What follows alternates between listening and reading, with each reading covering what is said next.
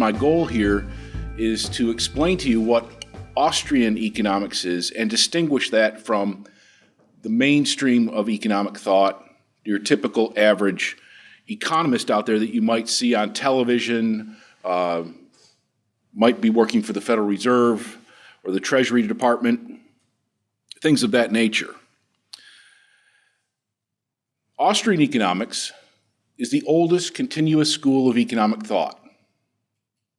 It was essentially founded in 1870, but we date our roots back to 1730. So we're the oldest school of economic thought.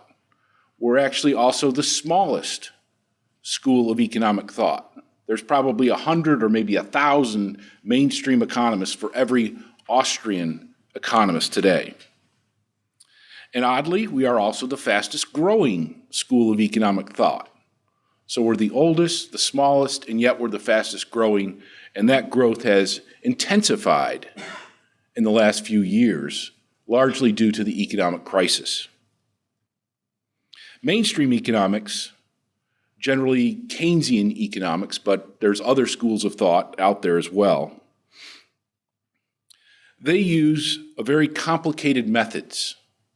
They use elaborate mathematical modeling, supercomputers, laboratory rats, all sorts of things to try to predict the future of the economy. That's their goal, is prediction, and they're willing to use anything and go to any expense to come up with accurate predictions, even using unrealistic models about human behavior. The Austrians, on the other hand, have a very simple approach to economics of using logic and reasoning to try to understand human economic behavior and various economic processes. And while that's simple, it's not necessarily easy. We've spent several hundred years now trying to develop economics as a realistic approach to human behavior. And so what I'm going to do is look at about a half a dozen different aspects of our approaches to economics, our various views on economics, to try to distinguish the Austrians from mainstream economists. And this is very important for me in particular, because economists in public opinion polls actually rank lower than the US Congress. Okay, so we've got a reputation to build here. Let's look at the basic differences between success and failure in terms of economics and economies. The US, the United States, was a very successful economy, built from virtually nothing to what it is today, which is the world's largest economy. You can look at other countries as well, like Hong Kong, very, very successful. And then you can look at other areas which were not successful. Various African economies have fared very poorly. Many of the former communist countries fared very poorly, where the economies actually shrank over time. And then you can look in more recent times, and you look at China and India, which have gone from very low levels of economic development to the fastest growing economies in the world. Okay, so what explains that?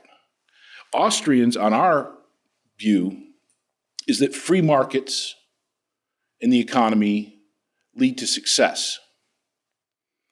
That private property rights, where individuals have clear title to their houses, their factories, their warehouses, their goods and services, that's also very important. People want to feel secure in their property rights, and if they do feel secure, they're willing to increase the amount of property. They're willing to save, they're willing to invest. We also feel that sound money is very important for an economy, so that the measuring rod in all exchanges stays stable over time. And so Austrians advocate a gold standard where gold coins and silver coins are the medium of exchange. And that medium is essentially stable over long periods of time, so that when we're measuring things, just like with a yardstick, we don't want the length of that yardstick changing very much, okay? Now, mainstream economists have a different view. They are very heavily into that regulation, that government regulation of the economy is essential to create a growing economy. They find market failures all over the place. They believe in a government safety net is important for economic growth, and they view things like the Federal Reserve or central banking, which controls the money supply as well as the banking system, is the key to economic success. So we disagree wholeheartedly with that approach, but that's the difference. The issue of prediction is very important for the mainstream economists. That's their goal, and it's a worthy one. Everybody wants to know the future. Austrians believe that you can't know the future with certainty. However, Austrian economists have successfully predicted all of the major economic crises over the last century. Ludwig von Mises, for example, the namesake of this institute, correctly predicted the Great Depression in a book that he published in 1928. F.A. Hayek also predicted it, who was Mises' student. Mainstream economists at the time thought we were in a new era of prosperity that would never turn back.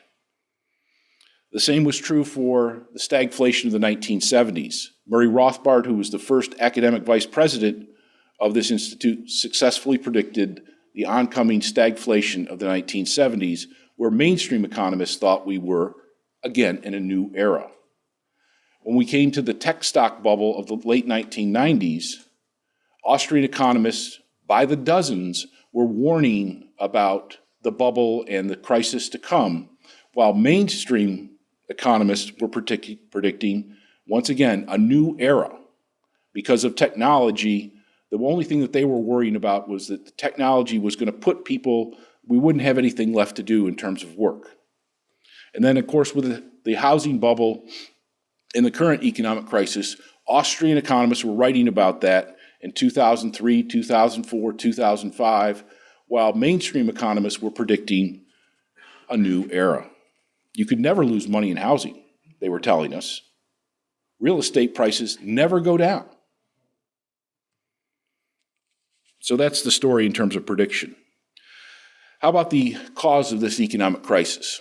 Well, it's already been mentioned that Austrians view the Federal Reserve policy of setting interest rates at 1% in 2002, 3, 4 was the cause of this crisis. That low interest rates led to increased demand for housing, more homes, bigger homes, and a lot more debt.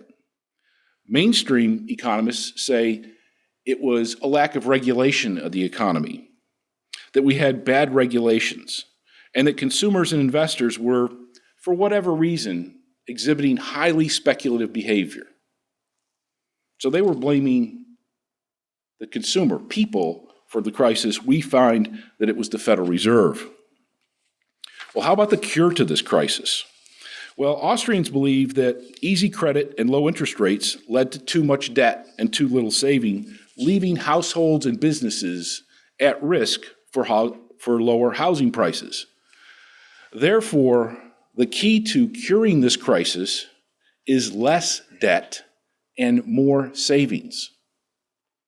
Mainstream economists view that we need more regulation and that government must provide a stimulus in the form of increased government spending and even more debt. So the mainstream wants us to take on even more debt, while the Austrians view that debt is key to the problem. So what should the Fed do? What should the federal government do and the Federal Reserve do at this point? Well, Austrians believe that interest rates, as been previously shown, should be determined by the marketplace, by the free interchange of borrowers and lenders, savers and investors. So the Fed should do, in our view, nothing, that it should allow interest rates to find their own level. Bailouts by the Fed only lead investors to even worse behavior. knowing that the Fed will bail them out. Okay, it's a moral hazard. If you see people getting bailed out, then why not undertake risky behavior yourself? It should be noted that the chairman of the Federal Reserve is a PhD, mainstream economist. He got his doctorate in economics. He wrote his dissertation on the Great Depression, where he found that the Great Depression was caused by the failure of the Federal Reserve, their failure to bail out the banks. So in terms of bailing out banks, Mr. Bernanke literally wrote the book. So in retrospect, I guess it shouldn't be too surprising that he moved his way up the ladder to become the nation's chief inflationist. Deflation is an interesting topic. You might have heard that occasionally in the news and in the newspaper and the financial news. Deflation for mainstream economists is literally the black hole of economics. In other words, if you see prices falling in the economy, that for them that can lead to bankruptcies and foreclosures, with assets having to be sold off at auctions, and that's causing lower prices, which is causing bankruptcies, foreclosures, and failures and layoffs, leading to even still lower prices, and the economy literally swirls down the black hole like water down a toilet. So they're fearful of this, and they're willing to do anything to prevent it, going to extreme measures, such as putting out hundreds of billions of dollars out there to try to keep prices up. Austrians have a completely different view. We view deflation as a perfectly normal part of the economy, where we expect in a free market economy on sound money for prices of things to go down, like the price of computers going down, the price of television sets going down, the price of cell phones going down. We would expect in a free market economy that the prices of everything would be going down slowly over time. So we're not afraid of it. We, just like everybody who shops at Walmart, enjoy lower prices, where the mainstream economists fear them. They have a phobia of lower prices. In a crisis, deflation actually plays a critical role that the mainstream economists don't see. So let's think about a crisis and think about falling prices. What's actually happening? Well, the first thing in a crisis is that stock prices go down dramatically. The price of capital goods falls dramatically. The price of raw materials and commodities falls dramatically. There's also large decreases in real estate prices. There's a notable decrease in wages. As people get laid off, the wage pressures go downward. There's widespread bankruptcies, foreclosures, and layoffs. Resources are being dislocated, right? That's what's happening. Capital, labor, and real estate is being dislocated from where it was. And there are small decreases in consumer goods. Luxury goods might fall dramatically, but necessities fall very little because of consumers' inelastic demand. You're going to buy toilet paper. You're going to buy bread and milk or rice or whatever. You're going to buy the necessities. And this seems awful unfair on the surface of it, doesn't it? Where the basic necessities are falling very little. However, what the mainstream economists miss here is that this changing of prices and this dislocating of resources is opening up profit opportunities. The price of consumer goods is staying firm, but capital is falling, land prices are falling, real estate prices are falling, raw material prices are falling, labor prices are falling, and so the gap between all the resources you need to make consumer goods, and the price of those consumer goods is widening. And that widening between those prices is profit opportunities. As a result, people become more entrepreneurial because of these widening opportunities. They think, I can get the land, I can buy that store or rent that store and hire a few kids and get some raw materials and sell at a profit.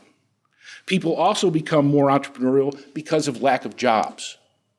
Okay? I've got to do something, I've got to make some money. That's what people are doing all over our economy and all over the world right now.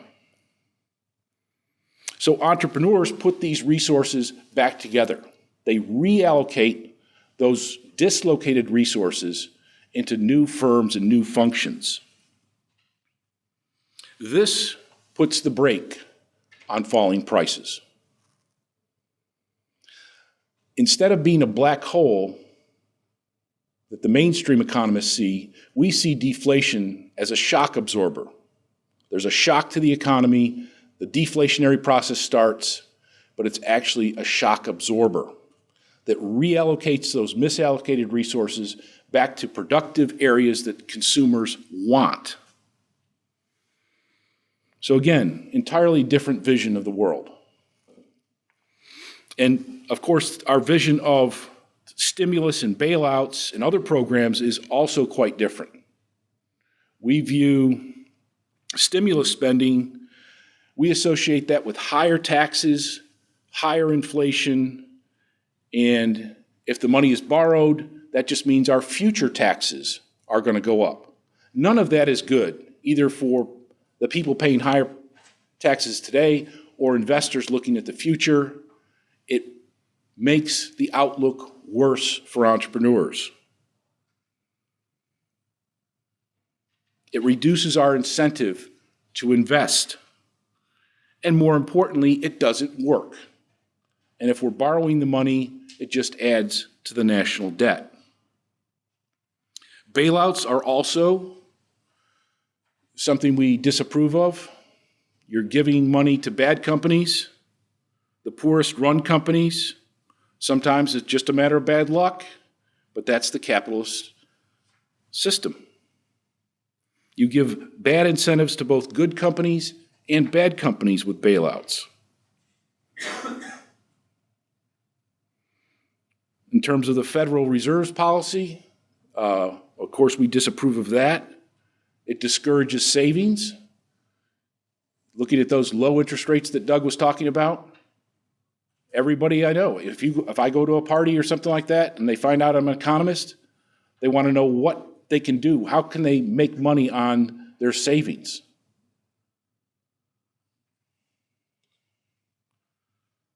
What if I say, just find the riskiest possible thing you can do and put your money in that. You might earn a few percentage points of interest over inflation. There's really nothing you can do. So it discourages savings, it discourages lending to households and businesses, and it devalues the dollar at the same time. Finally, cash for clunkers and the first-time homebuyer credit. Well, as Doug said, those policies distort markets. They waste resources. They're kind of silly in a way. But they are also a good illustration of what I was talking about with deflation. The first-time homebuyer credit basically said, if you buy a house, and this is your first house, you're going to get a $7,000 deduction off of your taxes, so that in effect, the price you're paying for that house is actually being reduced by $7,000. Okay, if you buy a car, we're going to give you this cash for clunkers rebate. So you're in effect reducing the price of those cars, the new car purchases. So what this illustrates is not that we want to follow these policies indefinitely, but what it illustrates is that lower prices cause people to buy things.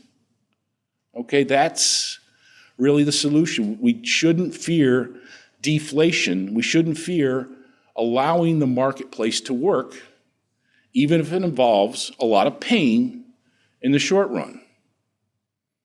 It's my feeling and my conclusion that if we had allowed the crisis to take its natural course, we would already be viewing it as an historical phenomenon, not a current phenomenon, that it essentially would be over and we would be on to progress and the future.